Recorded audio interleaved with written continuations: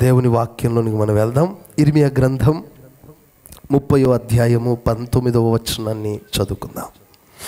వాటిలో కృతజ్ఞతా స్తోత్రములను సంభ్రమపడు వారి స్వరమును వినబడును. జనులు తక్కువ మంది కాకుండా నేను వారిని విస్తరింప చేసేదను. జనులు తక్కువ మంది కాకుండా నేను వారిని విస్తరింప చేసేదను. అల్పులు కాకుండా నేను వారిని ఘనులుగా చేసేదను. అల్పులు కాకుండా వారిని ఘనులుగా నేను చేస్తాను. చాలు. ప్రియమైన దేవుని బిడ్డలారా, నా వైపు చూస్తూ కొద్దిసేపు కొన్ని మాటలు.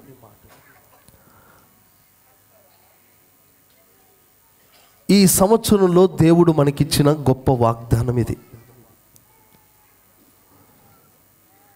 ఈ వాగ్దానం చేయటానికి పరిశుద్ధాత్మ దేవుడు గొప్ప ప్రణాళికతో ఈ వాగ్దానాన్ని మనకిచ్చాడు. ఒక వ్యక్తికి దేవుడు వాగ్దానం చేశాడు అంటే ఆ వాగ్దానాన్ని దేవుని మనసుతో ఆలోచించాలి. దేవుడు మీ అందరికీ కూడా వ్యక్తిగత వాగ్దానాలు ఇచ్చాడు. మీ వాగ్దానాలు ఒకసారి చూపించండి అందరూ.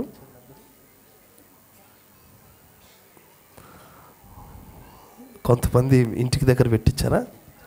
సరే, ఎవరి వాగ్దానాలు వారు చదవండి ఒకసారి.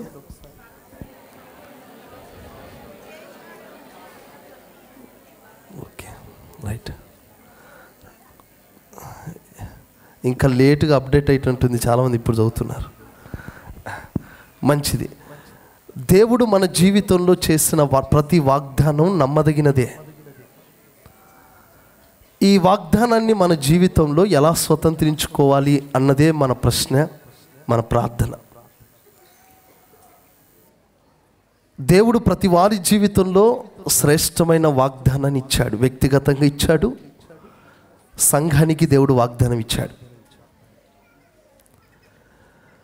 ప్రభు మనకిచ్చిన వాగ్దానాలన్నీ అవును అన్నట్లుగానే ఉన్నాయి. ఎందుకంటే ఆయన నోటి నుండి వచ్చిన ప్రతి మాట ఏ ఉద్దేశంతో ప్రభు మనకి ఇస్తున్నాడో ఆ ఉద్దేశాన్ని గుర్తించి మనం ప్రభు సన్నిధిలో ప్రార్థన చేసుకోవాలి. చూడండి, దేవుడు మనకిచ్చే వాగ్దానాలన్నీ చూసి మురిసిపోవటానికి దేవుడు వాగ్దానాలు ఇవ్వడు. ఇది చాలా బాగుంది, ఇది మంచి వాగ్దానం, ఇది మంచి వాగ్దానం కాదు అనేది కాదు. దేవుడిచ్చిన ప్రతిదీ కూడా మంచిదే. దేవుని నోట నుండి వచ్చిన హెచ్చరికతో కూడిన వాగ్దానం కూడా మన జీవితంలో అది మంచిదే. అయితే ఆ వాగ్దానాన్ని కేవలము అక్షరానుసారంగా కాక దేవుని మనస్సుతో వాగ్దానాన్ని ధ్యానించాలి. దేవుడు నాకెందుకు ఈ వాగ్దానం ఇచ్చాడు? ఈ వాగ్దానం వెనుక దేవుని మనస్సు నా విషయంలో ఏమై ఉంది? ఈ వాగ్దానం చేయటానికి అసలు నేను ఏ పాటి వాడను? ఈ వాగ్దానం వెనుక దేవుడు నా జీవితంలో ఏం చేయాలని కోరుకుంటున్నాడు? ఇవన్నీ కూడా నీ హృదయంలో పుట్టవలసిన ప్రార్థన అంశాలు. ఈ సంవత్సరం ప్రారంభం మొదలుకొని డిసెంబర్ వరకు మీ జీవితంలో దేవుడు మీకు ఇచ్చిన ప్రతి వాగ్దానాన్ని పరిపూర్ణంగా అనుభవించున్నట్లుగా పరిశుద్ధాత్మ దేవుడు మీకు సహాయం చేస్తాడు. ఖచ్చితంగా మీకు అనుగ్రహించిన ప్రతి వాగ్దానాన్ని కేవలం అక్షరానుసారంగా మీరు ఆలోచించకుండా దాన్ని దేవుని మనసుతో ధ్యానిస్తే అది మీకు ఈ సంవత్సరం గొప్ప ప్రతిఫలంగా మారుతుంది. చప్పట్లు కొట్టండి అందరు కలిసి బిగ్గరగా. స్తోత్రం. చూడండి, ఉదాహరణకు ఎగ్జాంపుల్ చెప్తాను, జాగ్రత్త వినండి. నిశ్చయముగా నేను మీకు ఐశ్వర్యం ఇస్తాను అని వాగ్దానం చేశాను అనుకుందాం. కానీ ఆ సంవత్సరంలో అప్పులు ఎక్కువైపోయాయి.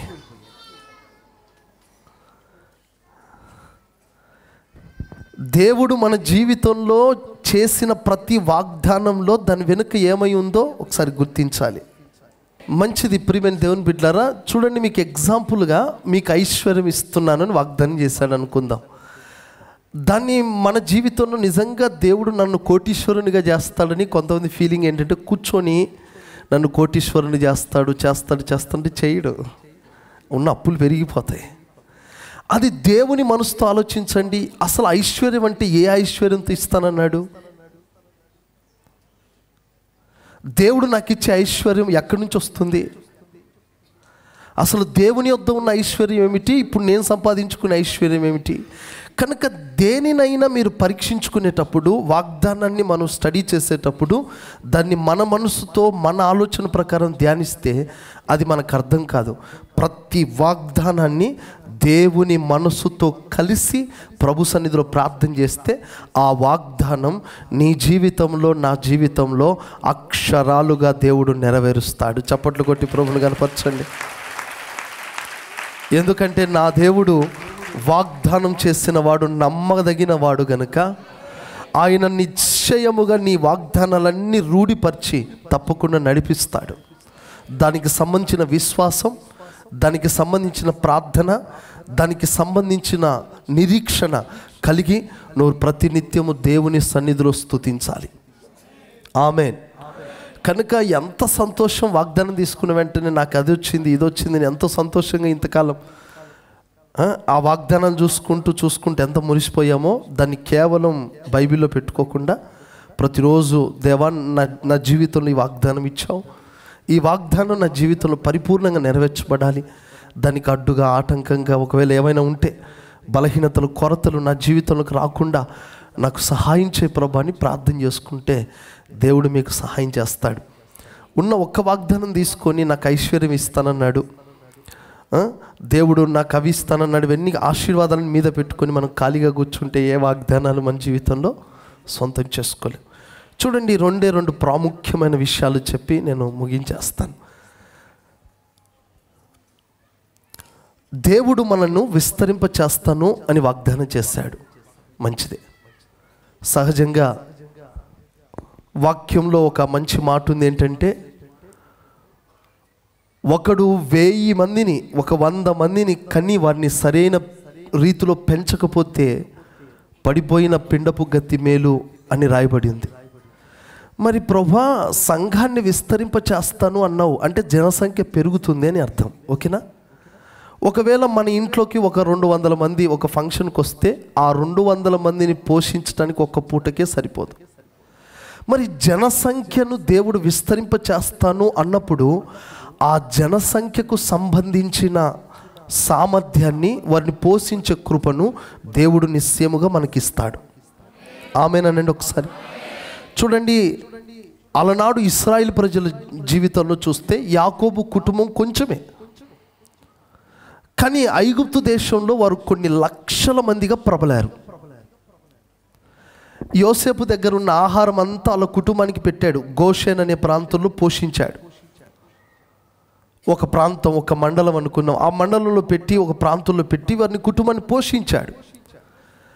కానీ జనులు ప్రబలి కొన్ని లక్షల మంది ప్రజలైన తర్వాత వారు ఐగుప్తు దేశం నుండి విడిపించబడి కానాను ప్రయాణమే వెళ్తున్నప్పుడు ఆ మార్గంలో ఇంత విస్తారమైన ప్రజలను ప్రభు ఇచ్చాడు కదా మోషేకి.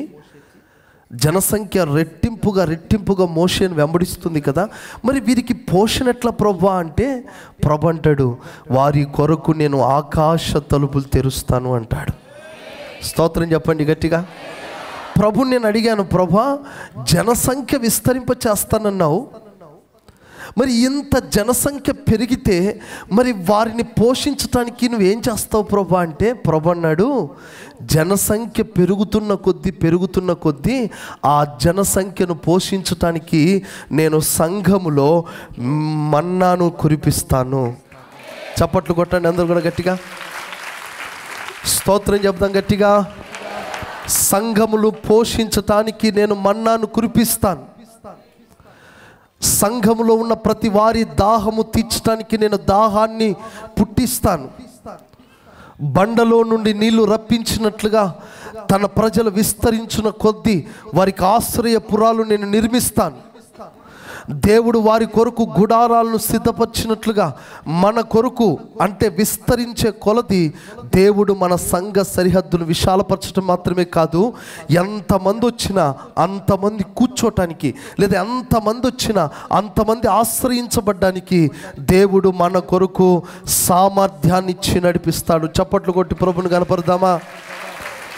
స్తోత్రం చెప్దాం గట్టిగా. అంటే మీకు అర్థం కాలేదు కదండి, ఈ స్వరం ఉందే, నేను మాట్లాడే ఈ స్వరం ఉందే కేవలం 3000 మందిని కవర్ చేయగలదు అనుకోండి. మరి 10,000 మంది వస్తే ఎట్లా ప్రభువా అని ప్రార్థన చేసుకుంటే ప్రభు అంటాడు 20,000 మంది సౌండ్ సిస్టమ్ మీకు ఇస్తానని అర్థం. కొట్టు చప్పట్లు గట్టిగా, స్తోత్రం చెప్దాం గట్టిగా, హల్లెలూయా. పాల్ యాంగ్చో గారి చర్చిలోకి వెళ్తే ఆ చర్చిలో డైరెక్ట్గా నేరుగా దైవజనుల ప్రసంగం వినలేరు. బయట ఎల్ఈడీలు ఉంటాయి. డైరెక్ట్గా నేరుగా ఇప్పుడు మీరందరూ కూర్చొని నా ముఖాన్ని చూస్తున్నట్లుగా అక్కడ ఆ దక్షిణ కొరియా ప్రాంతంలో కొన్ని లక్షల మంది ప్రజలు కూర్చుని ఆరాధించే ఆ మందిరంలో దైవజనుని నేరుగా చూడలేరు. బయట చాలా దూర ప్రాంతాల్లో ఎల్ఈడీలు పెడతారు, ఎల్ఈడీలు, పెద్ద ఎల్ఈడీ, అందులో దైవజనుని ముఖం చూసుకుంటూ వాక్యం వినాలి. అంటే దేవుడు జనులను విస్తరింపచేస్తాను అని వాగ్దానం చేసినట్లుగా, విస్తరణకు తగినట్లుగా దేవుడు మనకు అన్ని వసతులు దేవుడు సమకూరుస్తాడు. హల్లెలూయా. దేవుడు ఏదైనా మాట ఇచ్చాడంటే దాని వెనుక సామర్థ్యం ఇచ్చి మాట ఇస్తాడు. జనసంఖ్యను విస్తరింపచేస్తానని వాగ్దానం చేసినట్లుగానే ఆ జనసంఖ్య ఆశ్రయం పొందినట్లుగా దేవుడు ఆశ్రయపురాలను నిర్మిస్తాడు.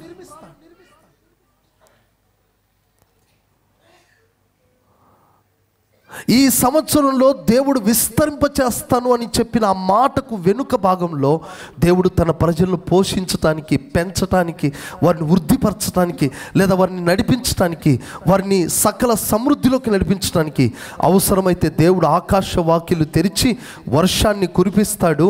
అవసరమైతే వారి జీవితంలో ప్రతి అవసరత తీరుస్తాడు. ఏది తక్కువ చేయడు. ఎందుకు? విస్తరింపచేస్తానని వాగ్దానం చేసిన వాడు. విస్తరణకు సంబంధించిన అవసరతలు తీరుస్తాడు. దాని కొరకు దేవుడు మెటీరియల్ను సిద్ధపరుస్తాడు. కనుక మనందరి ప్రార్థన ఒకటే, విస్తరణ కొరకే ప్రార్థన చేయాలి. ఆ తదుపరి దేవుడు ప్రతి అవసరతలు దేవుడు తీరుస్తూనే వస్తాడు. స్తోత్రం చెప్పండి గట్టిగా, హల్లెలూయా, హల్లెలూయా. దేవునికి స్తోత్రం, హల్లెలూయా. కనుక మన వాగ్దానానికి సంబంధించిన ప్రార్థన పొరపాటున ఆపకుండా, ప్రభా మమ్మల్ని విస్తరింపచేస్తానన్నావు కదా, ఆ విస్తరణ గుచ్చిన దర్శనంతో ప్రభు పాద సన్నిధిలో మోకరించి ప్రతి విశ్వాసి విస్తరణను గుచ్చిన ప్రార్థన చేస్తూనే సాగిపోవాలి. ఆమేన్ చెప్తాం గట్టిగా. చూడండి ప్రియమైన దేవుని బిడ్డలారా, దేవుడు ఆది అపోస్తులుడిగా పిలువబడుతున్న, లేదా పాత నిబంధన అపోస్తులుడిగా పిలువబడుతున్న అబ్రహాము గారిని గురించి దేవుడిస్తున్న సాక్ష్యం ఏంటో తెలుసా? అబ్రహామట ఒంటరిగా బయలుదేరాను. చెప్పండి చెప్పండి. అతన్ని పెక్కుమందగునట్లుగా ఆశీర్వదించాను. చెప్పండి, అబ్రహాము ఎలా బయలుదేరాడంట? ఒంటరిగా. వాడిలో ఒంటరైన వాడు ఏమవుతాడండి? 1000 మంది అవుతున్నాడు కదండి. ఇప్పుడు దేవుడు అబ్రహామును గురించి సాక్ష్యం ఇస్తూ, అబ్రహాం అంట ఒంటరిగా బయలుదేరాడట. దేవుడు తనను ఆశీర్వదించి పెక్కు మంది అగునట్లుగా దేవుడు తన జీవితంలో దేవుడు ఇచ్చేశాడు. ఆమేన్. ఎందుకని అబ్రహాము జీవితంలో దేవుడు అంత విస్తారమైన సంఖ్యనిచ్చాడు? వాస్తవానికి చెప్పాలంటే అబ్రహాము కడుపులో పిల్లలు లేక మునిపే ఆత్మ సంబంధమైన సైన్యాన్ని అబ్రహాము జీవితంలో ఇచ్చేశాడు. కారణం ఏంటంటే అబ్రహాముకు కేవలం శరీర సంబంధమైన సంతతిని గురించి మాత్రమే కాదు, ఆత్మ సంబంధమైన సంతతిని కూడా దేవుడు అతనికి ఇచ్చేశాడు. దేవునికి స్తోత్రం. అబ్రహాముతో దేవుడు అంటాడు, కింద ఇసుక చూడంటాడు. ఇసుక చూశాడు. పైన నక్షత్రాలు చూడన్నాడు. నక్షత్రాలు చూశాడు. వాటిని లెక్క పెడతావా అన్నాడు. లెక్క పెట్టలేను. కింద ఇసుక లెక్క పెడతావా? లెక్క పెట్టలేను. అంత విస్తారమైన ప్రజలను నేను నీకు అనుగ్రహిస్తాను అని అబ్రహాముకు దేవుడు వాగ్దానం చేశాడు. అందుకే ఆత్మ సంబంధంగా, శరీర సంబంధంగా అబ్రహాముకు రక్షింపబడుతున్న ప్రతి విశ్వాసి కూడా అబ్రహాము కుమారులుగా, అబ్రహాము కుమార్తెలుగా మనము దీవించబడ్డాం. ఇప్పుడు చెప్పకే చెబుతున్నాం, మన తండ్రి ఎవరయ్యా అంటే, ఇదిగో మన తండ్రి అబ్రహాం. రక్షణ పొందిన ప్రతి విశ్వాసిని గురించి యేసు ప్రభు ఇచ్చే సాక్ష్యం, ఇతడు కూడా అబ్రహాము యొక్క కుమారుడే, కుమార్తె.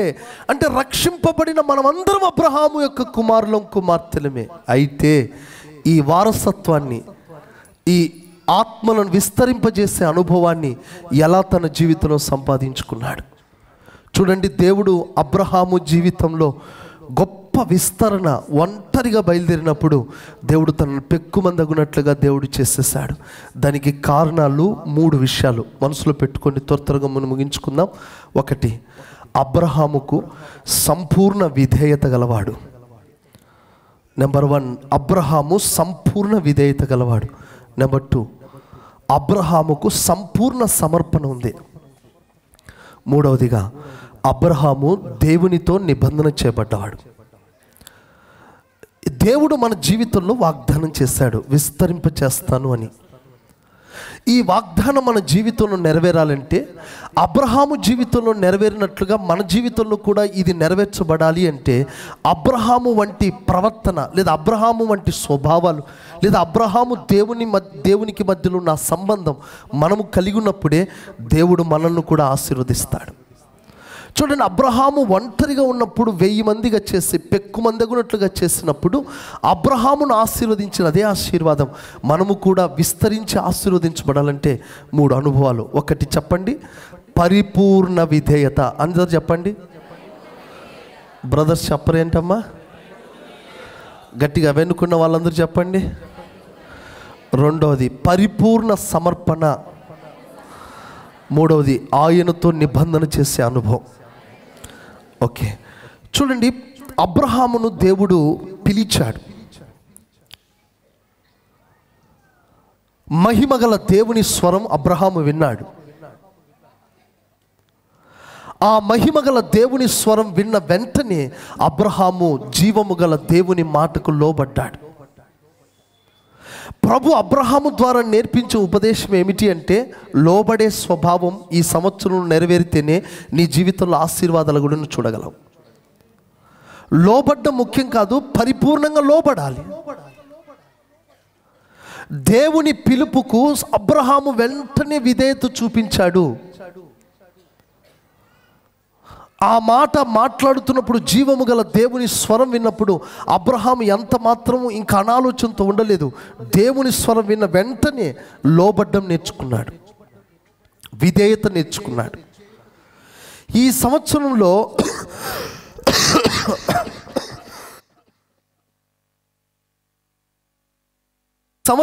నువ్వు ఆశీర్వాదకరంగా ఉండాలని కోరుకుంటే విధేయతను నేర్చుకో.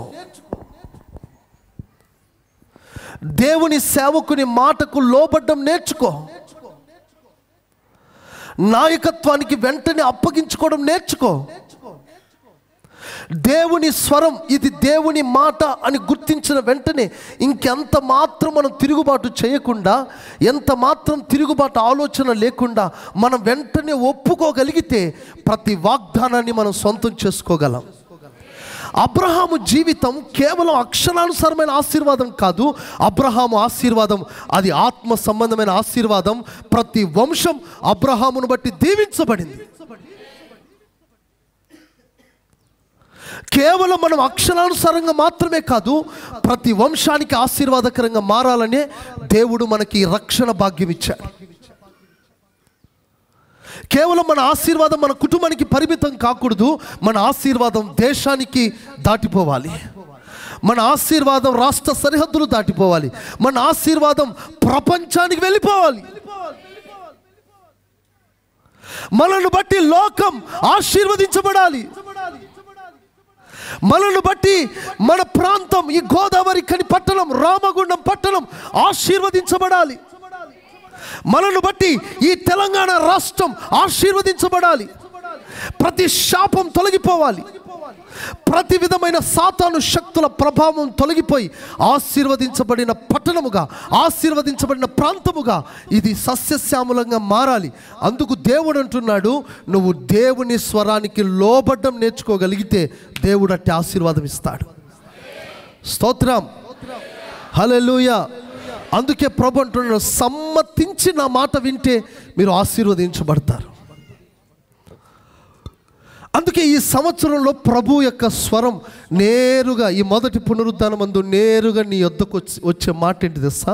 నువ్వు దేవుని వాక్యానికి, దేవుని నడిపింపుకు నువ్వు పరిపూర్ణంగా లోబడాలి.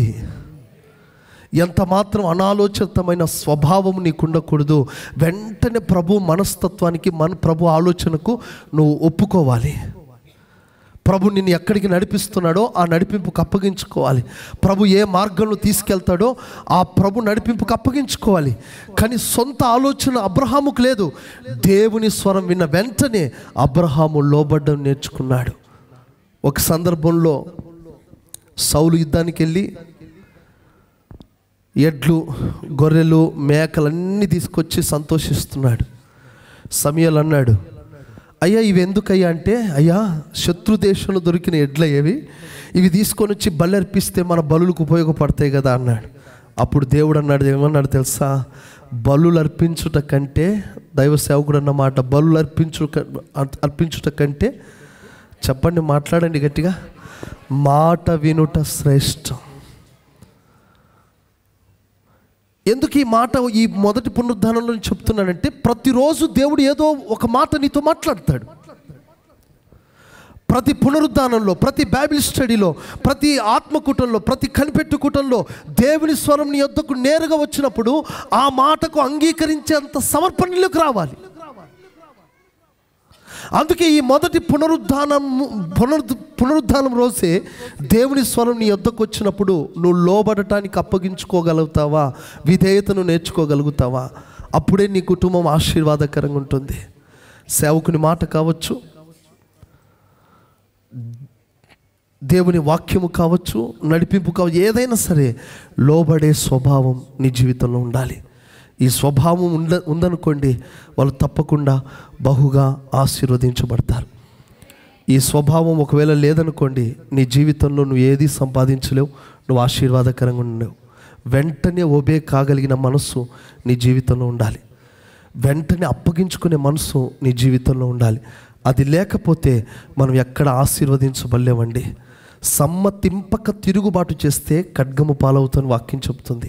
ఈ సంవత్సరంలో ప్రభుత్వ తీర్మానం ఏంటో తెలుసా? ప్రభువా, నీ మాటకు నేను పరిపూర్ణంగా లోబడతాను. చెప్పండి, ఆ మాట చెప్పండి, ఒక్క మాట. యేసయ్యా, ఆ మాట చెప్పండి. యేసయ్యా, నీ మాటకి పరిపూర్ణంగా లోబడతాను.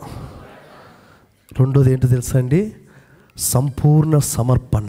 చెప్పండి ఏంటి? దేవుడు అబ్రహాముతో ఏమన్నాడు తెలుసా? నీ ఇంటి వారిని, నీ రక్త సంబంధికులు, నీ దేశం, విగ్రహారాధన ప్రాంతం అంతటిని వదిలిపెట్టి నేను చూపించు మార్గంలోనికి, చూపించు ప్రాంతంలోనికి వెళ్ళాలి. అది సంపూర్ణ సమర్పణకు సూచనగా ఉంది. ఫస్ట్ పిలుపుకు లోబడ్డాడు, అప్పగించుకున్నాడు. రెండవదిగా సంపూర్ణంగా సమర్పించుకున్నాడు. ఈ సంవత్సరంలో ప్రభువు నిన్ను ఒకవేళ విడిచిపెట్టి రమ్మన్నప్పుడు విడిచిపెట్టి రాగలవా?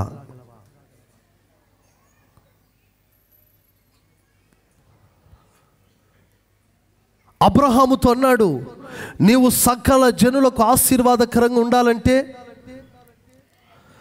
నీవు నీ జనసంఖ్య మరింతగా విస్తరించాలంటే, నీవు నీ జీవితంలో చేయవలసిన రెండవది ఏంటంటే, ఆ భయంకరమైన విగ్రహారాధన ఊబిలో నుండి నువ్వు సమర్పించుకుని బయటకు వచ్చేసేయి. వాటిని విడిచిపెట్టి బయటకు వచ్చేసాయి. అంటే దేవుడు కోరుకునే స్థాయిలోకి రావాలంటే, దేవుడు కోరుకునే ఆశీర్వాదం మనకు రావాలంటే, మనకు అడ్డుగా ఉన్న ప్రతి విధమైన లోక సంబంధమైన ఆచారాల నుండి, సాంప్రదాయాల నుండి, లోక సంబంధమైన బంధాల నుండి మనం తెంచుకొని బయటికి రావాలి. ఈ సంవత్సరంలో ప్రభు నిన్ను వాటిని విడిచిపెట్టి రమ్మని చెప్పినప్పుడు వెంటనే సమర్పణతో బయటికి రాగలిగినప్పుడే నువ్వు ఆశీర్వాదకరంగా ఉంటావు. ఒకవేళ ఈ సంవత్సరంలో దేవునికి లోబడుతూ నువ్వు సంపూర్ణంగా సమర్పణలోకి రావాలని ప్రభు కోరుకుంటున్నాడు. అలాంటి సమర్పణ నీ జీవితంలో నువ్వు ఇవ్వగలవా? ఒక సందర్భంలో దేవుడు అబ్రహాముతో అన్నాడు, నీ కుమారుడైన ఇస్సాకును నువ్వు బలిపీఠం మీద పెట్టుకొని తీసుకొని వస్తావా? లేక ఒక్కగానొక కుమారుని ఇచ్చావు ప్రభువా, ఈ కుమారుని నేను ఇవ్వలేను, ఏమన్నా కానీ 1000 గొర్రెలిమంటే ఇస్తాను కానీ ఆ కుమారుని ఇవ్వలేను అని చెప్పలేదు. ఆ ఇస్సాకును కూడా సంపూర్ణంగా బలిపీఠం మీద పెట్టాడు. కారణం ఏంటో తెలుసా? ఎంత సమర్పణ ఉంటే అలా పెట్టాలండి. ఇస్సాకు అంటే అర్థం ఏంటో తెలుసా? నవ్వు, సంతోషం. నీ సంతోషాన్ని బలిపీఠం మీద పెట్టు అంటే మనం పెట్టగలమా? మీ ఆనందాన్ని, ఆనందకరమైన మార్గాలన్నీ బలిపీఠం మీద పెట్టండి. సౌఖ్యకరమైన సందర్భాలు ఉన్న మార్గాలన్నీ బలిపీఠం మీద పెట్టండి అని ప్రభు సమర్పణను కోరితే ఆ సమర్పణకి ఈ సంవత్సరం అంగీకరించగలరా? ఇస్సాకును బలిపీఠం మీద పెట్టినట్లుగా ఒక దైవజనుడు, ఇక్కడ అబ్రహాము ఒక దైవజనునికి సాదృశ్యం. దైవజనునితో అంటున్నాడు, ఏమంటాడు? నీకు పుట్టిన కుమారులలో ఒకరినైనా బలిపీఠం మీద పెట్టు. నీకు ఒక్కగానొక కుమారుని బలిపీఠం మీద పెట్టమన్నాడు. ఈరోజు సేవకునిగా ఒకవేళ నా దగ్గరికి వచ్చి ఇక్కడ పుట్టిన వారిలో, ఇక్కడున్న వాళ్ళలో ఇస్సాకులు ఎవరైనా ఉన్నారా అంటే ఎంతమంది వస్తారు బలిపీఠం దగ్గరికి?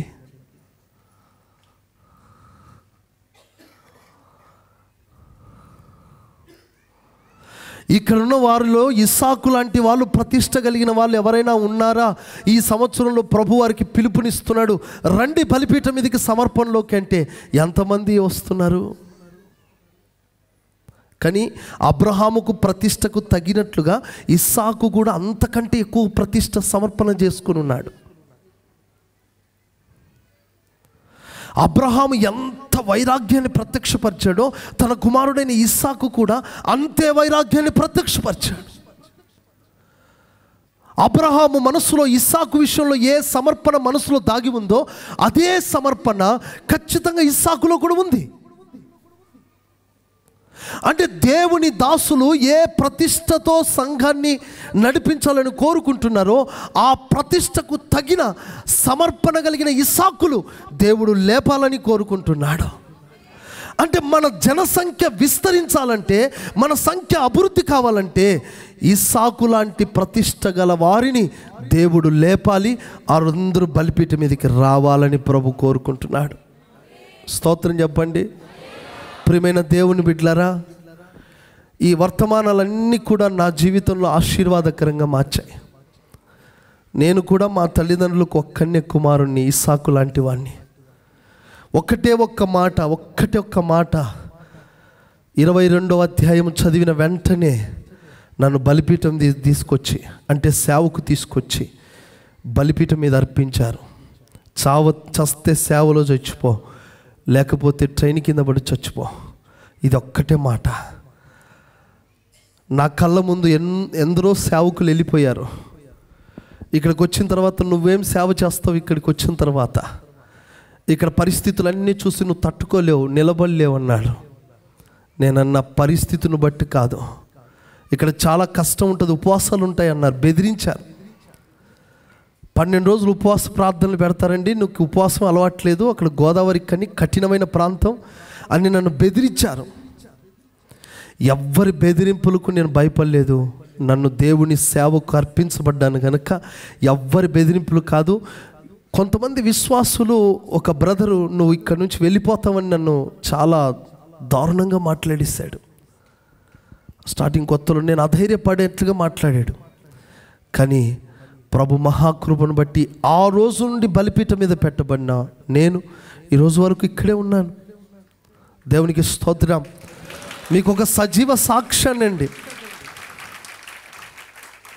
ఆ రోజు సేవకు వచ్చేటప్పుడు పరపతి కోసమో, లేకపోతే డబ్బు కోసమో, అంతస్తుల కోసమో, ఆస్తి కోసమో చాలామంది వెనక ఏదో సంపాదించుకోవడానికి సేవకు వస్తారు అనుకుంటారు. కానీ ఇది అలాంటి సేవ పరిచర్య కాదు. ఎందుకంటే మేము దైవజనుల ద్వారా మేము ఆ ఉపదేశం విన్నాం కనుక ఈరోజు డబ్బు కొరకో, ఆస్తి కొరకో, పేరు కొరకో, ప్రఖ్యాతల కొరకు కాదు కదా పరిచర్య. అందుకు ఈ అబ్రహాముకి ఏ ప్రతిష్ట ఉందో ఇస్సాకు కూడా అదే ప్రతిష్ట అనుభవాలు ఉంటే నిజంగా దేవునికి అంత మహిమ కలిగిందండి. అబ్రహాముకు అంత లోతైన ప్రతిష్ట ఇవ్వగలిగినప్పుడు నిజంగా ఇస్సాకు కూడా అంతగా ప్రతిష్ఠించుకున్నాడు. కానీ ఈ దినాల్లో ఎలాగంటే అబ్రహాములాగా తండ్రులందరూ ప్రతిష్ట చేద్దామన్న పిల్లల చేతులు ఉన్నారా? చేతులు పట్టుకుంటూ దొరుకుతారా? ఆ సమర్పణలోకి రావాలంటే వస్తున్నారా? మా బాధ ఒక్కటే, ఇందులో ఒక్క ఇస్సాకైనా దొరక్కపోవడానికి బాధ, అంతే, తప్పేం లేదండి. స్తోత్రం. ఇందులో ఒక్క ఇస్సాకైనా దొరక్కపోవడా? రేపు పరలోకంలో ప్రతిఫలం దైవజనులకు, మేమందరం ఇక్కడున్న సిస్టర్స్, సేవకులు, బ్రదర్స్, సిస్టర్స్, మేమందరం కూడా ఇస్సాకు లాంటి వాళ్ళము అయ్యకు పరలోకంలో బహుమానం అయితే మేము ఒక్క ఇస్సాకునైనా సమర్పించి బలిపీఠం మీద పెట్టి పరలోకంలో మాకు కూడా కొంత ప్రతిఫలం సంపాదించుకున్న ఆశ. దేవునికి స్తోత్రం. అట్లా ఒక 100 మందినన్నా సంపాదించి ప్రభు దగ్గరికి వెళ్ళిపోదామన్న ఆశ. స్తోత్రం. హల్లెలూయా. ఏదో ఒక ఆశ, ఒక సేవకుడిగా ఏదో ఒక ఆశ, ఏదైనా ఒక్క ఇస్సాకైనా బలిపీఠం మీదకి వస్తుందా? ఈ 2019లో ఒక్క గొర్రె పిల్లైన బలిపీఠం దగ్గరికి వస్తుందా? పరిస్థితులు చూడకండి, మనుషులను చూడకండి, బ్యాక్గ్రౌండ్ ఏది చూడకండి, పడిపోయిన వాళ్ళని చూడకండి. దేవుని సంకల్పాన్ని, దేవుని ప్రత్యక్షతను, దేవుని యొక్క సన్నిధిని మీరు చూసి ఆ బలిపీఠం మీద అర్పించబడాలని కోరుకుంటున్నాం. దేవునికి స్తోత్రం. మనం విస్తరించటానికి బలిపీఠం మీద అర్పించబడే అర్పణలు కావాలి. ఇస్సాకును అర్పించాడు అబ్రహాం, దీవించబడ్డాడు. మూడవదిగా అబ్రహాముకున్న శ్రేష్టమైన తలంపు ఏంటంటే దేవునితో నిబంధన చేసుకున్నాడు, దేవునితో కమిట్మెంట్ చేసుకున్నాడు. ఈ సంవత్సరం మనం విస్తరించాలంటే నీకు దేవునికి మధ్యలో ఒక కమిట్మెంట్. కొంచెం లోతులోకి వెళ్దాం, మనం ఫ్రీగా మాట్లాడుకుందాం ఈరోజు. ఓకేనా? అందరూ హ్యాపీగా ఉన్నారా? ఒకసారి చేతులు అల్లాడించండి. ఈరోజు నేను వాక్యంతో కాకుండా కాస్త మనలో మనం మాట్లాడుకున్నట్టుగా మాట్లాడుకుందామా? ఒకసారి మాట్లాడుకుందాం. దేవునికి స్తోత్రం. వాక్యంలో ఉన్న వాక్యాలన్నీ తీస్తే కొంతమందికి అర్థం కావు కనుక ఈరోజు మీతో మాట్లాడతాను. పర్లేదు, లేట్ అయినా పర్వాలేదు, ఎందుకంటే మీరు లేట్ వచ్చారు కనుక. దేవునికి స్తోత్రం. ఆ మధ్యలో చెప్పాను కదా, మన ఆన్లైన్ ప్రైజ్ తెగ్గొట్టండి పాస్టర్ గారు అన్నాడు ఆయన. తెగ్గొట్టండి పాస్టర్ గారు అంటే రావడమే లేట్ అంటే మళ్ళీ తెగ్గొట్టాలట. నేను ఆన్లైన్లో ఎంతమంది తిట్టుకున్నారో నా గురించి కదా. అమ్మ, ఆన్లైన్లో కూడా వదిలిపెట్టలేదు. నా బాధ ఏంటంటే సంవత్సరానికి ఒక్కసారి వచ్చే వాళ్ళు చాలామంది ఉన్నారు కనుక కూర్చోబెట్టాను. ఒకసారి మనం ఫ్రీగా మాట్లాడుకుందాం. చెప్పండి, కమిట్మెంట్, నిబంధన. మనం దేవునితో ఏం నిబంధన చేసుకుందాం ఒకసారి మనం మాట్లాడుకుందాం. ఒకటి, సమయం నిబంధన చేసుకుందాం. చెప్పండి, ఏం చేసుకుందామండి? ఇప్పుడు మన ఆరాధన సమయం ఎన్ని గంటలకు చెప్పండి? సీమోన్ చెప్పు నాన్న. 9 గంటలకు కరెక్ట్ వచ్చామా? రాలేదు. సో నిబంధనలు ఫెయిల్. రైట్. ప్రతి ఆదివారం తెల్లని వస్త్రాలు వేసుకోవాలి, అదొక నిబంధన. ఎంతమంది వేసుకొచ్చారు? ఇక ముందు కొంతమంది మాత్రమే కనపడ్డారు, అంత వెనకంత కలరే. బ్రదర్స్లో కూడా కొంతమంది. ఓకే, అదొక నిబంధన. మూడవది, ఆరాధనలో అటు ఇటు తిరక్కోకుండా కళ్ళు మూసుకొని ఆరాధన చేస్తానని నిబంధన చేసుకున్నాను. కొంతమంది నేను ఆరాధన చేస్తుంటే కళ్ళు తెరుచుకొని చూసేవాళ్ళు చాలామంది ఉన్నారు. నన్ను ఎప్పుడు చూస్తూనే ఉన్నారుగా. అంటే వీళ్ళ ఫోకస్ ఏంటంటే నిరీక్షణ అన్న కళ్ళు మూసుకొని చేస్తున్నాడా లేదా? దేవునికి స్తోత్రం. హల్లెలూయా. ఈ 2019 సంవత్సరంలో ఉదయము 9 గంటలకు నేను కూటంలో కూర్చుంటాను అని నిబంధన చేసుకుని ఈ సంవత్సరం అంతా దేవునితో సంబంధం పెట్టుకుంటారా?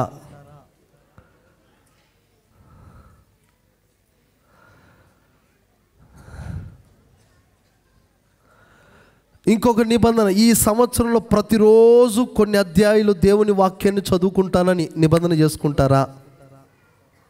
అందుకే ఫ్రీగా మాట్లాడుతున్నాను మీతో. ఈ సంవత్సరంలో ప్రతిరోజు ఇన్ని గంటలు ప్రభు సన్నిధిలో ప్రార్థన చేస్తానని తీర్మానం చేసుకుంటారా? మేము మా కుటుంబ సమేతంగా ప్రతిరోజు ప్రతి ఒక్కరం కుటుంబముగా భార్య, భర్త, పిల్లలు అందరం కలిసి కుటుంబ సమేతంగా ప్రైజింగ్ ప్రేయర్ ప్రభు సన్నిధిలో మేము చేస్తామని తీర్మానం చేసుకుంటారా? సరే, ఒక పక్కన పెట్టండి. మీ ఇంట్లో ఎంతమంది కుటుంబ సమేతంగా ప్రైజింగ్ ప్రేయర్లు వేసేవాళ్ళు చేతులు ఎత్తండి. వామ్మో, వాయ్యో. కేవలం భర్తలు మాత్రమే లేచి భార్యలు మాత్రం పడుకునే వాళ్ళు చేతులు ఎత్తాను ఒకసారి. భర్తలు మాత్రం, అయ్యా మా భార్య అయితే పడుకుంటుంది, నేనైతే లేస్తానన్న వాళ్ళు ఎక్కడో 2-3 ఉన్నారు. అబ్బా దేవుని ధన్యులు మీరు. సరే మంచిది. మా భర్తలు పడుకున్న మేము మాత్రం లేచి ప్రార్థన చేస్తామన్న వాళ్ళు ఓకే పర్లేదు, ఇది మెజారిటీ కొంచెం ఎక్కువ ఉంది. స్తోత్రం. మంచిది. ఇప్పుడు నా వైపు చూస్తున్న మాటలు వినండి. మీరు ఏ విషయంలో దేవునితో నిబంధన ప్రభు ఈ సంవత్సరంలో ఇలా ఉంటాను, ఇదిగో ఈ విధంగా నేను ఉంటాను, ఈ విధంగా నేను ఉంటాను అని ఒక నిబంధనలోకి మీరు రాగలిగితే మీ జీవితంలో గొప్ప ఆశీర్వాదాలు మీరు చూడగలుగుతారు. ఎవరు ఏ ఏ విషయంలో నిబంధన కలిగి ఉంటారో ఒకసారి మీ మనసులో తీర్మానం చేసుకోండి. గత 2018 సంవత్సరం అంతా కూడా నేను దేవుని మందిరానికి ఉట్టి చేతులతో వచ్చాను. ఈ సంవత్సరం ఉట్టి చేతులతో రాను ప్రభా, ఏదో ఒక వస్తువు లేదా ఏదో ఒక వస్తువు దేవుని మందిరానికి తీసుకొస్తానని ఒక నిబంధన చేసుకుంటావా? నా మాటలు కాదు, దేవుని మాటలు. మీరు దేవుని మందిరమునకు వచ్చినప్పుడు ఎలా రాకూడదట? ఉట్టి చేతులతో రాకూడదంట. అర్థం ఏంటి? మేము బైబిల్ పట్టుకొని వస్తున్నాం కదా, అది కాదు సబ్జెక్టు. దేవుని మందిరంలో ఆహారం ఉండున్నట్లుగా మీరు ఉట్టి చేతులతో రాకూడదు. ఏదో ఒకటి మందిరంలోనికి తీసుకుని రండి. స్తోత్రం చెప్పండి గట్టిగా. హల్లెలూయా. గత సంవత్సరంలో మనం దేవునికి ఇవ్వవలసిన దశమ భాగాన్ని మనం దొంగతనం చేశాం.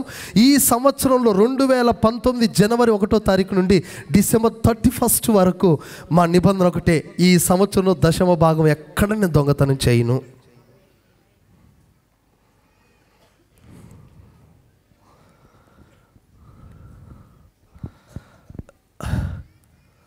అందుకే వాక్యంతో కాకుండా మీతో ఫ్రీగా మాట్లాడుతున్నాను. మీరు ఎంతగా స్పందిస్తున్నారో చాలా సంతోషం. చెప్పండి, ఏ విషయంలో మనం నిబంధన కలిగి ఉన్నామో ఒకసారి చేసుకుంటే ఆ నిబంధనను బట్టి దేవుడు మనల్ని అత్యధికంగా ఆశీర్వదిస్తాడండి. చూడండి, విస్తరింప చేస్తాను. అబ్రహాము జీవితాన్ని దేవుడు విస్తరింపచేశాడు. నీ జీవితంలో ప్రభుత్వం నీకు తెలుసు, వ్యక్తిగతంగా కొన్ని తీర్మానం, ఒక నిబంధనలోకి రా. వారానికి ఒక్కరోజు ఉపవాస ప్రార్థన ఒక నిబంధన చేసుకోండి. వారంలో ఎన్ని కూడికలున్నా, ఎన్ని ప్రార్థనలున్నా, వ్యక్తిగతంగా నీకు ఎన్ని పనులున్నా ఒక్కరోజు నేను దేవుని మందిరంలో గడుపుతానని బ్రదర్స్ కానీ సిస్టర్స్ కానీ ఎవరైనా సరే ఒక్కరోజు నేను దేవుని మందిరంలో గడుపుతానని ఒక నిబంధన చేసుకోండి.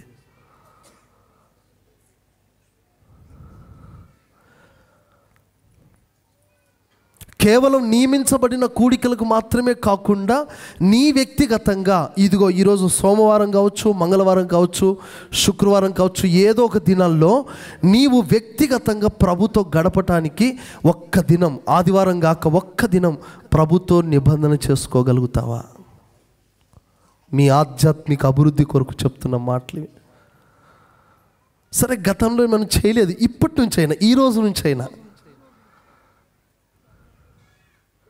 కాలేజీలో చదివే స్టూడెంట్స్ ఇక్కడ ఎంతమంది చేతులెత్తున ఒకసారి. ఇంటర్మీడియట్ నుంచి ఇంకా పై చదువులు చదివే వాళ్ళు కొంతమంది కనపడుతున్నారు. మంచిది. కాలేజ్ స్టూడెంట్స్, మీకు ఎగ్జామ్స్ అయిపోయిన తర్వాత, హాలిడేస్ వచ్చిన తర్వాత, ఆ హాలిడేస్లో 7 days వచ్చాయనుకోండి, దాంట్లో 2 days దేవుని కొరకు, దేవుని సన్నిధిలో ప్రార్థన కొరకు, ఉపవాసం కొరకు ప్రతిష్ఠ చేసుకో. అన్ని దినాలు కాదు, ఒక 2 దినాలు, 10 దినాల్లో 3 రోజులు.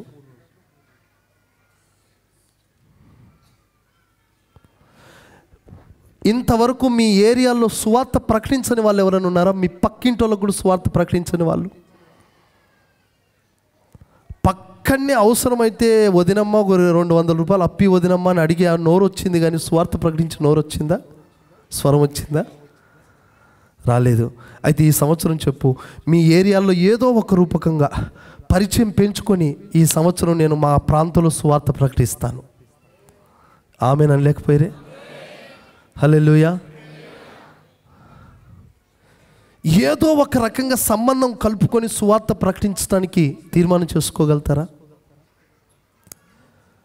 మేము ప్రారంభ దినాల్లో మాతో ఉన్న స్నేహితులు, రక్షించబడ్డ 2 వ్యక్తులు, మేము మిర్చి బండి దగ్గరికి వెళ్ళే వాళ్ళం. తినడానికి కోసం కాదు, కడుపు నింపుకోవడం కోసం. ఒక 10 రూపాయలు మిర్చి కొనుక్కొని అవి తిన్నవే తింటూ మళ్ళీ కొంచెం తినడం, కింద పెట్టడం.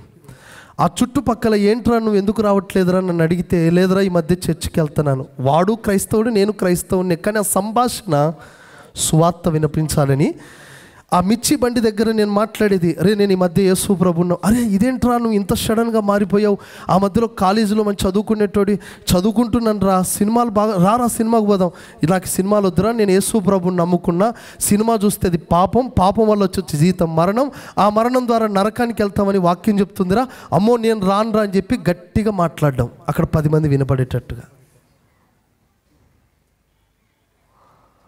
స్తోత్రం.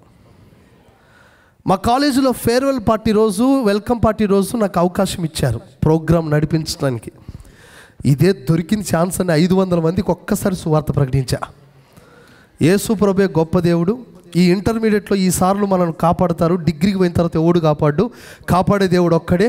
మన పాప శాప బలహీనత నుంచి విడిపించాడు యేసు ప్రభు. ఆయన కలవరిశిలో రక్తం కార్చాడు. ఏ కులానికి, మతానికి, జాతికి సంబంధించిన దేవుడు కాదు.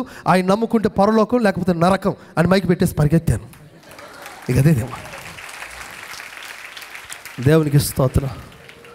అవకాశం వచ్చినప్పుడు ఖచ్చితంగా దున్నడమే. మీ ఉద్యోగ స్థలాల్లో మీ ఫ్రెండ్స్ దగ్గర ఎవరికైనా స్వార్థ నిబంధన చేసుకున్నారా?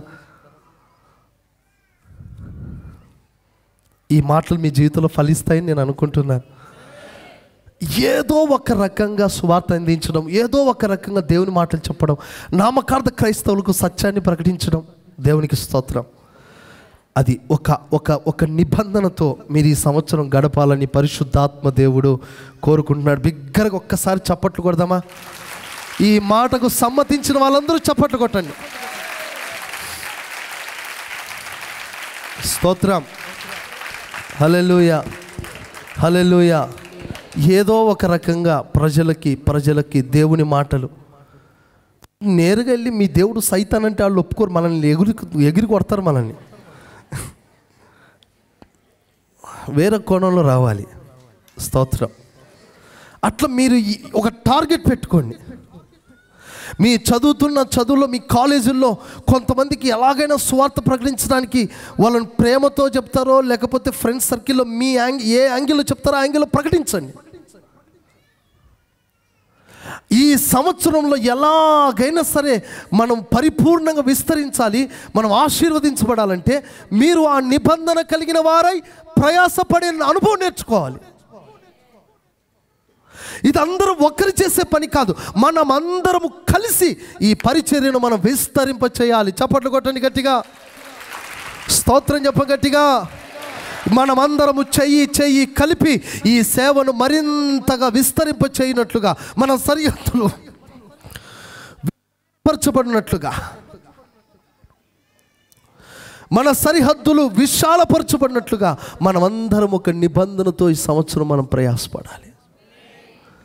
కనుక ప్రియులారా, ప్రియమైన దేవుని బిడ్డలారా, మీతో ముచ్చటించే ఈ ముచ్చట్లన్నీ కూడా కేవలం ఏదో చెప్తే వినిపోవటం కోసం కాదు, మీరు కూడా అట్టి నిబంధనలోకి రావాలని ప్రభు కోరుకుంటున్నాడు. దేవుడు మిమ్మల్ని అలాగున దీవించాలని కోరుకుందాం, అలాగునే ఆశీర్వదించునుగాక. చెప్పండి. పరిపూర్ణంగా లోబడ్డం, 2 పరిపూర్ణంగా సమర్పణలోకి రావటం, 3 నిబంధన చేసుకోండి ప్రభుతో. ఈ విధంగా ఉంటాను ప్రభా, ఈ సంవత్సరం ఈ విధంగా సాగుతాను, ఈ విధంగా నేను ఉంటాను ప్రభా అని తీర్మానం చేసుకోండి. దేవునికి స్తోత్రం. హల్లెలూయా. వారానికి ఒక ఆత్మను పట్టుకొని రండి. ఆమెన్. హల్లెలూయా.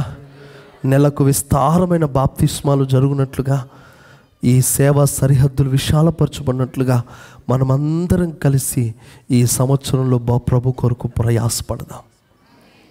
చూడండి, మన దేవుడు ఏం చేస్తానన్నాడండి మనల్ని? చెప్పండి గట్టిగా. విస్తరింప చేస్తాను అన్నాడు. 2వదిగా అల్పులు కాకుండా, చెప్పండి, గనులుగా చేస్తాడు. ఏం చెప్పండి, మళ్ళీ చెప్పండి ఆ మాట. అల్పులు కాకుండా గనులుగా చేస్తాడు. మరొకసారి అనండి. ఓకే. మనల్ని గనులుగా చేస్తాడు అంటే అసలు ఆ ఘనత అనేది ఎక్కడి నుంచి వస్తుంది? దేవుని యొద్ద నుండి ఘనత రావాలి. ఒకడిని పైకి లేపితే వాడు లేపబడలేడు. ఒకడు ఆశీర్వదించబడాలి, ఒకడు ఘనపరచబడాలంటే యెహోవాయే వారిని ఘనపరచాలి. స్తోత్రం చెప్పండి గట్టిగా. ఈరోజు ఆంధ్రప్రదేశ్, యావత్ భారతదేశ, ప్రపంచ దేశాల్లో ఈ గ్లోరియస్ మినిస్ట్రీ పరిచర్య అంతకంతకు ఘనపరచబడింది. మరింతగా ఈ సేవని దేవుడు ఘనపరచబోతున్నాడు. బిగ్గరగా చప్పట్లు కొడుతూ విశ్వాసముతో మరింత ఘనత, మరింత ఆధిపత్యం, మరింత మహిమ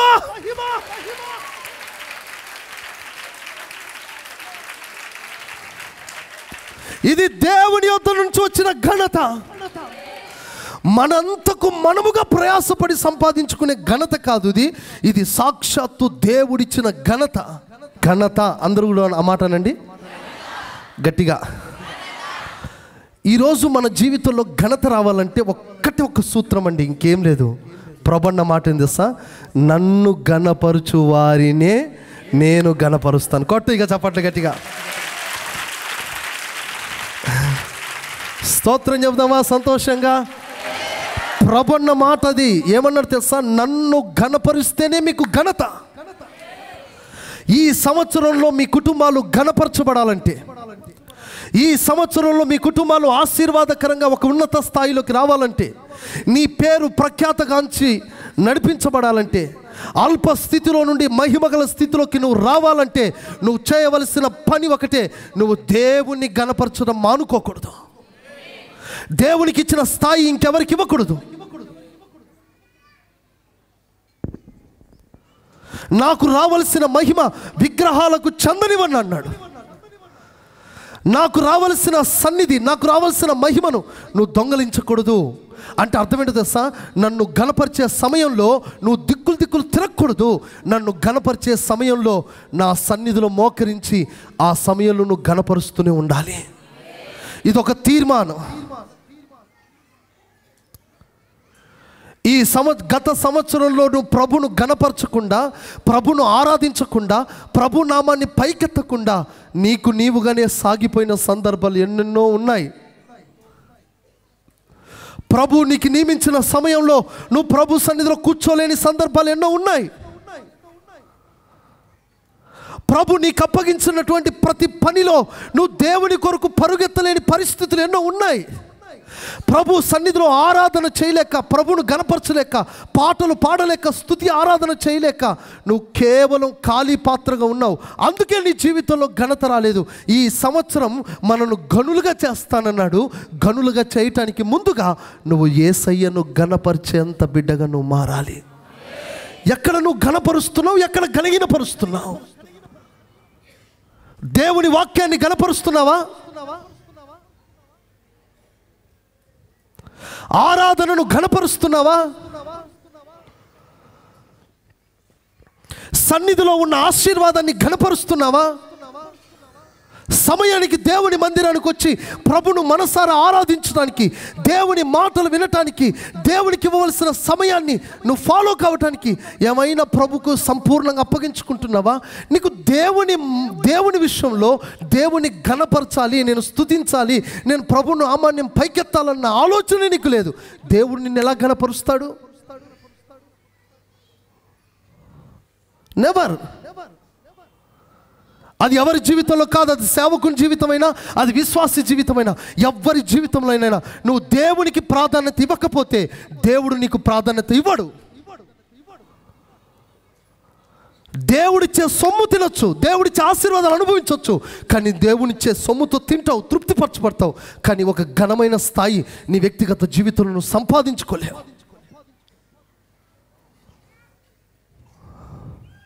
అందుకే నన్ను ఘనపరచండి, మీకు ఘనత నేను ఇస్తానంటున్నాడు. ఈరోజు నువ్వు దేవుణ్ణి ఘనపరచలేని స్థితిలో ఎన్ని సందర్భాల్లో ఉన్నావు? అసలు దేవుడు నీకు ఇచ్చిన బ్రతుకుకు తగిన కృతజ్ఞతాస్తుతులు ఎప్పుడైనా చెప్పావా?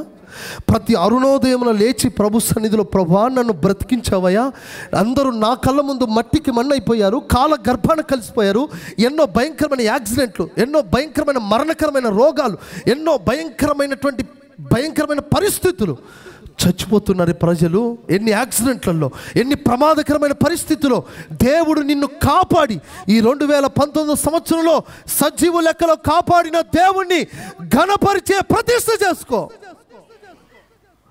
ఏమిచ్చి నువ్వు ఆయన ఘనపరుస్తున్నావు? దేవుని సేవకుడి నుంచి వచ్చే మాటను నువ్వు ఘనపరుస్తున్నావా? అభిషేకాన్ని ఘనపరుస్తావా? లేకపోతే చాలా చీఫ్గా చూస్తావా?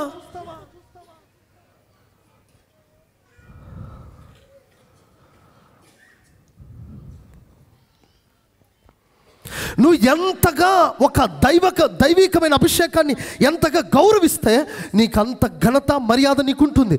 లేకపోతే నువ్వు ఏది విత్తావు కదా అదే పంట నువ్వు కోస్తావు.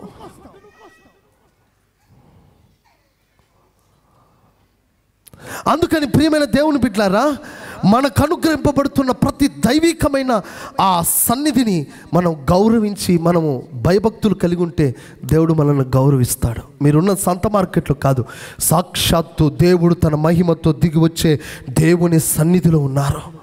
ఇది దేవుడు దిగివచ్చు స్థలం. ఇక్కడ దేవుడు తన నేత్రములతో నిన్ను చూస్తున్నాడు. దేవుడు తన మహిమ గల వస్త్రము ఇక్కడ కప్పబడింది. ఇక్కడ దేవుని భయం ఉంది. ఇక్కడ దేవుడు నిన్ను చూస్తున్నాడు. ఆ గౌరవం, ఆ మర్యాద, ఆ భయం నీకుంటే ఖచ్చితంగా నువ్వు గణపరచబడతావు. స్తోత్రం చెప్పు గట్టిగా. ఆ భయము లేనంత కాలం నీ జీవితంలో ఎక్కడ వేసిన గొంగడి వేసినట్టుగా అక్కడే నీ బ్రతుకులో ఏ మాత్రం ఆశీర్వాదాన్ని నువ్వు చూడలేవు. సంవత్సరాల తరబడి నువ్వు బ్రతుకుతావు, కానీ నీ జీవితంలో ఆశీర్వాదాన్ని నువ్వంటూ ఒక స్థాయిలోకి, నువ్వంటూ నీకంటూ ఒక 10 మందిని సేద తీర్చే స్థాయిలోకి నువ్వు రాలేవు. ఎందుకు? నువ్వు నన్ను గణపరచలేదు కనుక నేను నిన్ను హెచ్చించలేకపోయాను. నువ్వు ఎప్పుడు అదే స్థాయిలోనే ఉంటావు.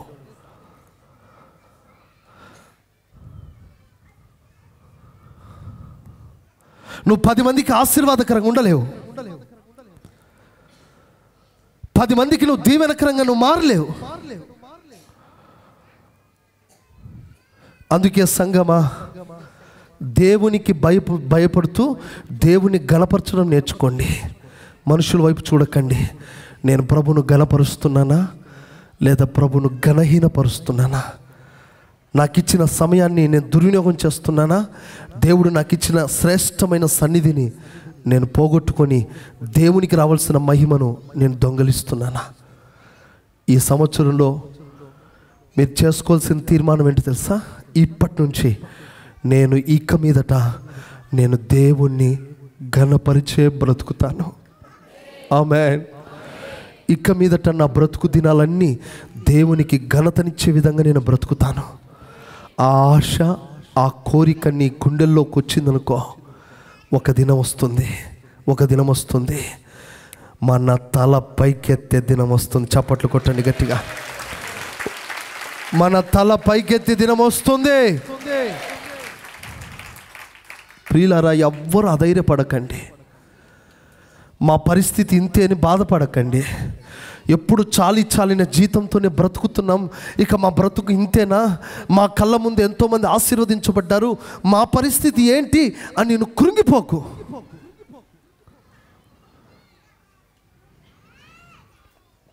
నా కుటుంబంలో ఎంతకాలం, కొన్ని సంవత్సరాల నుంచి నేను మందిరానికి వస్తున్నాను, కానీ నా జీవితంలో గర్భము తెరవబడలేదని బాధపడకు. ఆర్థిక పరిస్థితులు మెరుగవట్లేదు, నా జీవితంలో ఎప్పుడు ఇదే పరిస్థితి అని కృంగిపోకు. ఈ 2019 సంవత్సరంలో ప్రభు అన్నాడు, అల్పులుగా కాదట గనులుగా చేస్తానన్నాడు. మరి చేయటానికి ముందుగా ప్రభు ఒక మాటను మీకు విడుదల చేస్తున్నాడు. మీలో నన్ను ఘనపరిచే వాళ్ళు ఉంటేనే నేను మీకు ఆశీర్వాదం ఇస్తాను. చప్పట్లు కొట్టండి, ప్రభుని ఘనపరచు. స్తోత్రం చెప్తాం గట్టిగా సంతోషంతో. హల్లెలూయా. నన్ను ఘనపరచు వాళ్ళు ఎవరైనా ఉన్నారా అని ప్రభు ఎదురు చూస్తున్నప్పుడు, నేనున్నాను ప్రభు అన్న తీర్మానంతో ఆయనకు రావాల్సిన ఘనతను ఎవ్వరికి ఇవ్వకుండా, ఏ మనుషునికి ఇవ్వకుండా, ఎవ్వరికి ఇవ్వకుండా నువ్వు చేయగలవా? ఆయనకి ఇవ్వగలవా? అప్పుడే దేవుడు నిన్ను ఘనపరుస్తాడు. చూడండి, యోసేపు జీవితం చాలా ప్రత్యేకించబడిన జీవితం.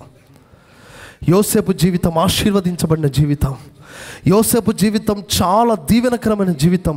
అతడు చూడ్డానికి ఎంత అల్పుడుగా ఉన్నాడో, కానీ దేవుడు అతన్ని ఉన్నత స్థితిలో దేవుడు ఘనపరిచాడు, ఉన్నత స్థితిలో ఆశీర్వదించాడు.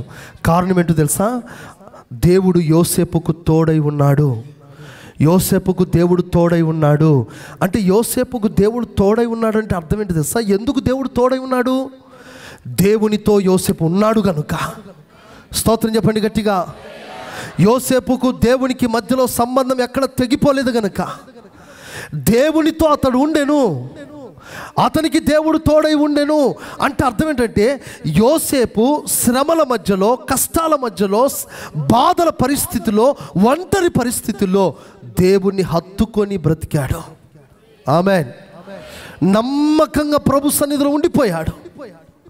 ఒకటి, శ్రమలలో నమ్మకంగా ఉన్నాడు. రెండు, పరిశుద్ధతలో నమ్మకంగా ఉన్నాడు. ఈ విధమైన నమ్మకత్వాన్ని, యథార్థతను, నిరీక్షణను చూసి దేవుడు ఏం చేస్తాడో తెలుసా? అతన్ని దేవుడు ఘనుడిగా చేశాడు. యోసేపు సెలవు లేకుండా ఐగుప్తులో చెయ్యి ఎత్తడానికి లేదు, కాలెత్తడానికి లేదు. అయ్యా నీ బాంచన్నైనా మాకు ఆహారం పెట్టండి అయ్యా. స్తోత్రం. ఏం ఘనత అండి. స్తోత్రం చెప్దాం గట్టిగా. అందరూ యాకోబు కుటుంబం వాళ్ళు వచ్చారు, ఇటు వాళ్ళు వచ్చారు. అయ్యా మాకు ఆహారం కావాలి, దండం పెడతామయ్యా, మాకు ఆకలి అవుతుంది, అన్నం పెట్టయ్యా. స్తోత్రం.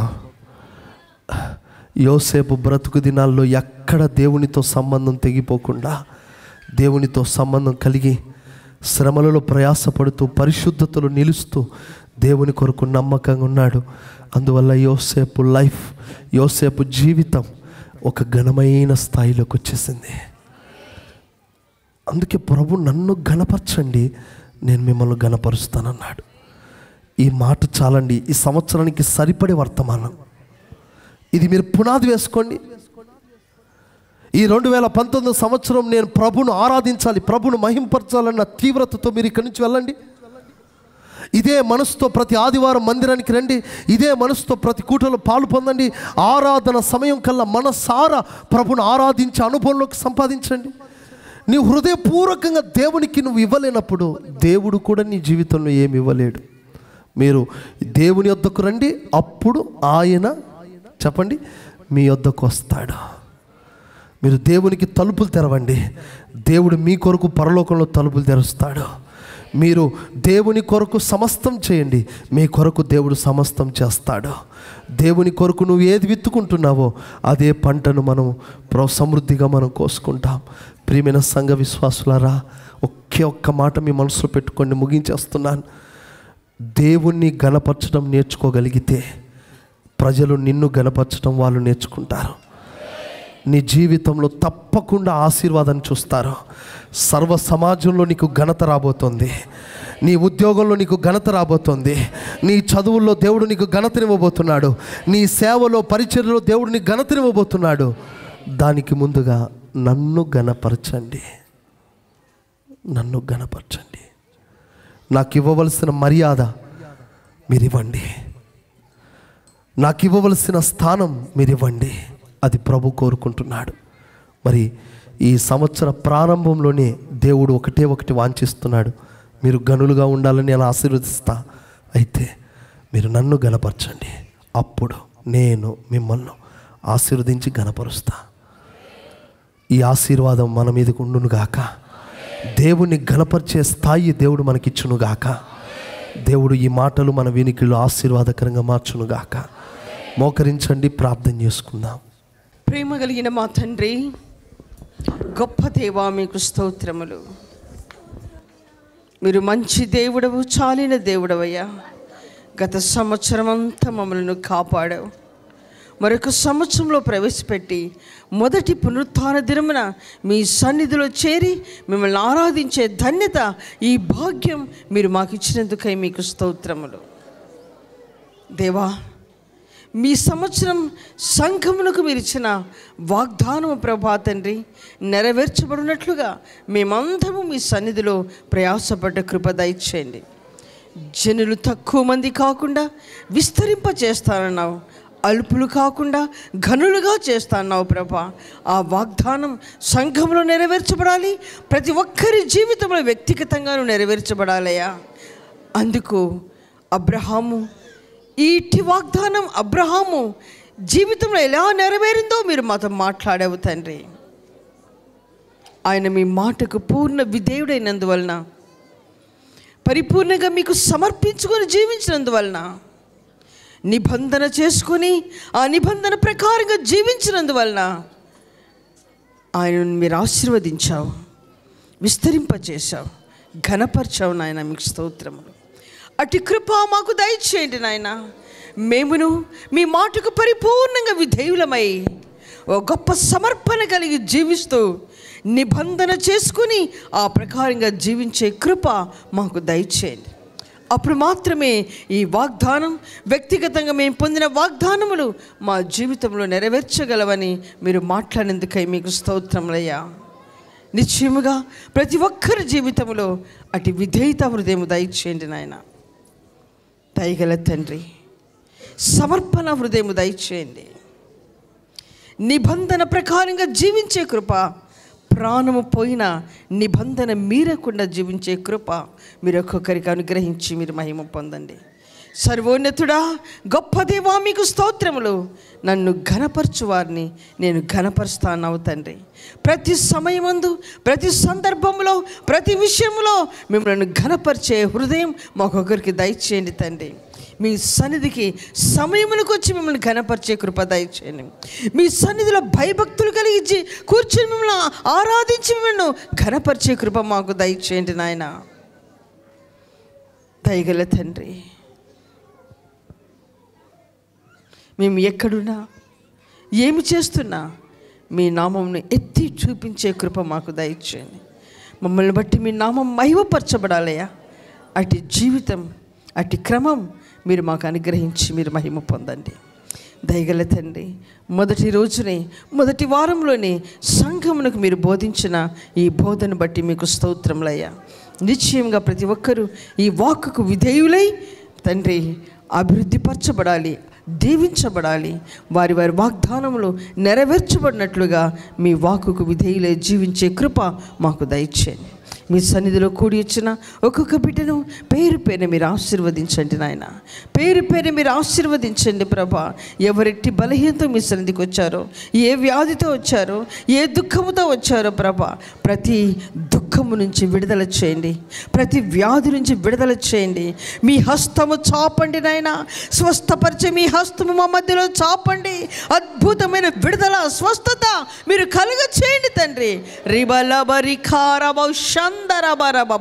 యేసు నామమున విడుదల కలుగును గాక, యేసు నామమున నెమ్మది కలుగును గాక, యేసు నామములో ఆశీర్వదింపబడుదురు గాక. మీరు నిశ్చయముగా మీరు ఒక్కొక్కరిని మీరు ఆశీర్వదించి మీరు మహిమ పొందండి. మీ సన్నిధి నుంచి బిడ్డలు వెళ్ళుచుండగా మీ గొప్ప కాపుదలు ఒక్కొక్కరికి దయచేయండి నాయన. దయగల తండ్రి, ఈ వారమంతా కూడా మీ కాపుదలు బిడ్డలను భద్రపరచండి. ఈ వారంలో నియమింపబడిన కూడికలన్నీ ఆశీర్వాదకరంగా జరిగించండి. ప్రతి విశ్వాసి కూడా, సమయమున్న ప్రతి ఒక్కరు కూడా కూడికల్లో పాలు పొందుటకు మీ కృప చూపండి నాయన. మీ దాసుని మీరు అభిషేకించండి, బలపరచండి తండ్రి. మీ వాక్కును ఇంకా లోతుగా ప్రకటించి సంఘమును నాయన ప్రభ పరిపూర్ణతలోనికి ఎదిగించుటకు మీ కృప చూపండి. అన్ని విధములుగా మమ్మలను, మాకు అప్పగించిన విశ్వాసులను మీరు దీవించండి, పరిపూర్ణతలోనికి ఎదిగించి రాకడకు సిద్ధపరచమని యేసు నామమున వేడుకొనుచున్నాను తండ్రి. ఆమేన్.